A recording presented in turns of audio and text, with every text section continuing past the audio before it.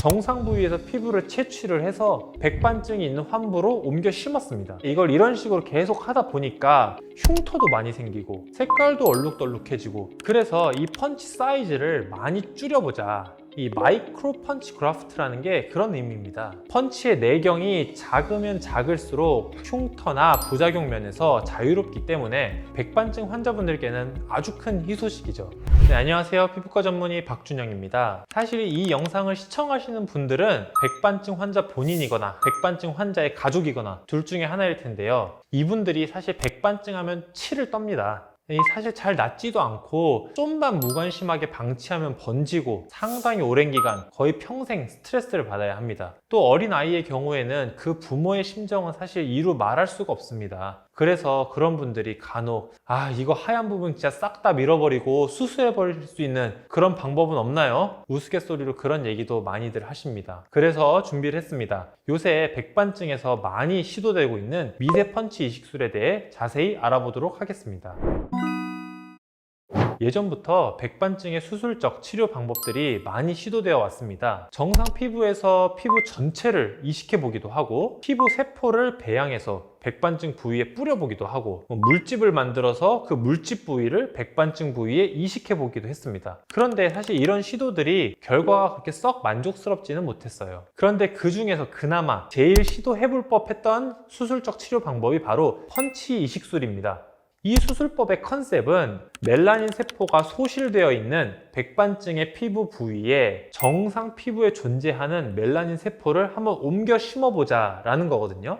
우리가 모발 이식하는 거랑 그 개념이 아주 유사해요. 뒷머리에 있는 내 모낭을 정수리나 M자 부위에 이식하잖아요. 그거랑 아주 유사한 컨셉입니다. 보통 한 2에서 5mm 정도 되는 펀치 직경으로 정상 부위에서 피부를 채취를 해서 백반증이 있는 환부로 옮겨 심었습니다. 그런데 이걸 이런 식으로 계속 하다 보니까 결국 이 수술하는 게 좀 미용적으로 좀 더 나은 결과를 얻고자 하는 건데, 흉터도 많이 생기고 색깔도 얼룩덜룩해지고, 심지어는 이식 부분에 표피낭종 같은 것도 생기고, 또 이제 멀쩡한 부분에서 떼어내다 보니까 그 공여부에도 흉터가 많이 생겨요. 크게 장점이 없다는 거죠. 그래서 이 펀치 사이즈를 많이 줄여보자, 이 마이크로 펀치 그라프트라는 게 그런 의미입니다. 그랬더니 부작용도 좀 덜하고 색깔도 예쁘게 찹니다.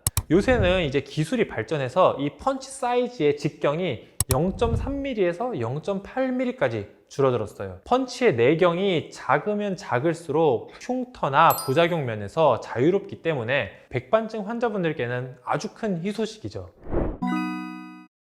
자, 두 치료법은 근본적으로는 같습니다. 근데 왜 이름을 스킨 시딩 테크닉이라고 따로 붙였냐 하는 점에 대해서는 좀 설명을 드릴게요. 자, 원래 미세 펀치 이식술을 할 때 떼는 그 윗부분이 있고 아랫부분이 있는데, 그 윗부분 아랫부분을 잘 구별을 해서 백반증 부위에 그대로 옮겨 심어야 됩니다. 상식적으로 그렇죠. 위쪽은 이제 표피, 진피, 피하지방층 이렇게 세 층으로 구분이 되어 있는데, 이거를 거꾸로 갖다 옮겨 심으면은 잘 생착해서 자라질 않겠죠. 근데 이 미세 펀치 이식술에서 사용하는 펀치의 내경을 0.3에서 0.8mm보다 아주 극단적으로 이렇게 내경을 줄여봤더니 이 위아래 상관없이 멜라닌 세포가 잘 재생되더라 라는 것이 이제 밝혀지게 됩니다. 즉 피부에 씨앗을 뿌려놓는다 라는 개념인 거죠. 그래서 스킨 시딩 테크닉, 줄여서 SST 미세 펀치 이식술이라고 부르게 된 겁니다.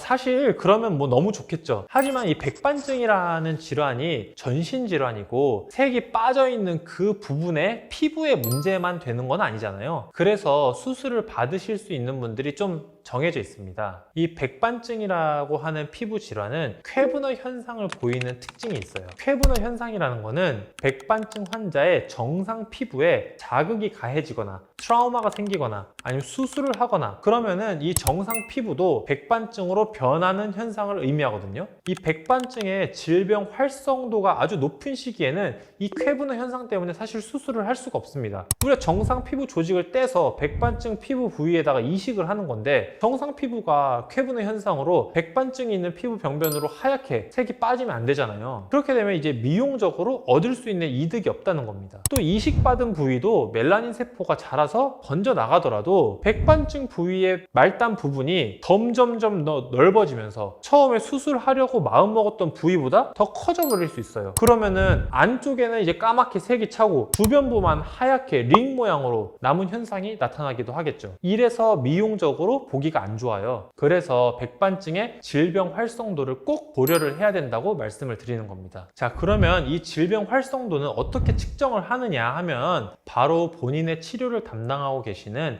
피부과 전문의 선생님이 예측을 합니다. 자, 일반적으로 우리가 주 2회씩 6개월 이상 꾸준히 자외선 치료, 즉 광선 치료랑 엑시머 레이저를 했을 때 더 이상 새로운 백반증 병변이 나타나지 않고 우드 등으로 자세히 살펴보았을 때 이 그레이 존이라고 하는 부분이 있어요. 백반증으로 변할 만한 부분들이 보이는데 이제 그런 부분이 존재하지 않는다라는 걸 확인이 되면은 한번 수술을 고려해 볼 만한 거죠. 자, 또 이전 영상에서 우리가 백반증을 분류를 했는데 그 중에 우리 분절형 백반증이라고 있었어요. 어렸을 때 몸의 편측에 생겨서 급속도로 번지고 어느 순간에 그 진행을 멈춘다 라고 얘기를 했는데, 이런 분절형 백반증 경우엔 아주 적극적으로 SST 수술을 권유를 하고 있습니다. 이 보통 어린 친구들이 분절형 백반증이 많기 때문에 보호자분들께서 너무 낙담하지 마시고 적극적으로 치료를 하셨으면 좋겠어요.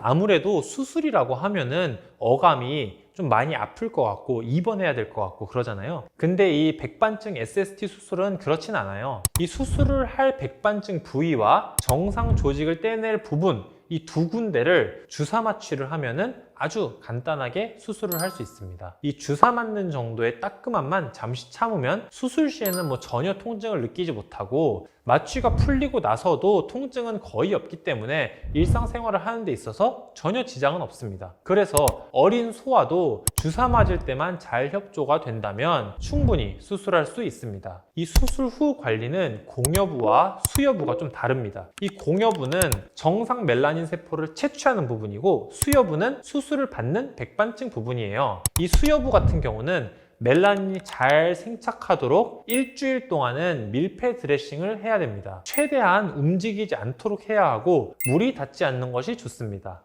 이제 공여부 같은 경우는 간단한 방수 테이프만 잘 갈아주면 흉터 없이 깨끗하게 잘 아물 수 있습니다. 또 가장 중요한 수술 후 관리는 꾸준한 자외선 치료예요. 이 백반증 수술만 해놓으면 멜라닌 세포들이 거기서 쑥쑥 자라나서 드라마틱하게 하얀 부분을 다 채워줄 거라고 착각하시는 분들이 있는데, 이 꾸준한 자외선 치료가 아주 필수적입니다. 수술은 말 그대로 시딩, 그 씨앗을 뿌려놓는 거예요. 자외선 치료인 엑시머 레이저 광선 치료는 이 뿌려놓은 멜라닌 세포의 씨앗을 무럭무럭 자라게 자극을 주는 것입니다. 따라서 수술 후 일주일 후부터 주 2회씩 꾸준한 자외선 치료가 필요합니다. 자, 그러면 좋겠지만 여러 차례 단계적으로 수술하는 것을 권유해드리는 편입니다. 일단 쾌분의 현상이 발생하는지를 유심히 지켜볼 필요가 있고요. 그 멜라닌 세포를 우리가 모내기 하듯이 바둑판 형태로 심어놓는 형태의 수술이다 보니 중간중간 빈 공간이 있을 수 있어요. 그런 부분이 보인다면 몇 개월 정도 우리 기간을 두고 2번에서 3번 정도 재수술을 하기도 합니다. 다행히도 이 백반증의 SST 수술은 건강보험 적용이 됩니다. 물론 모든 부위가 다 되는 건 아니고요. 이 노출 부위라고 해서 우리가 반팔, 반바지 입으면은 가려지는 부분 말고 밖으로 노출되는 부분들 있잖아요. 그 부분은 이제 건강보험 적용이 된다고 생각하시면 돼요. 즉, 얼굴, 목, 쇄골 라인 위쪽, 팔의 하완, 손, 손가락, 그리고 무릎 아래 발까지 보험 적용이 됩니다. 이런 부위에 수술을 할 경우 본인 부담금은 10만 원에서 20만 원 선이라고 생각하시면 됩니다. 자, 오늘은 이렇게 백반증 완치를 위한 표피 이식술에 대해 알아보는 시간을 가졌는데요. 이 외에도 백반증과 표피 이식술에 대해 궁금한 점이 있으시다면 댓글을 통해 궁금한 점을 남겨주세요. 그럼 확인 후 답변을 드리도록 하겠습니다. 오늘 준비한 영상은 여기까지입니다. 긴 영상 시청해 주셔서 감사합니다.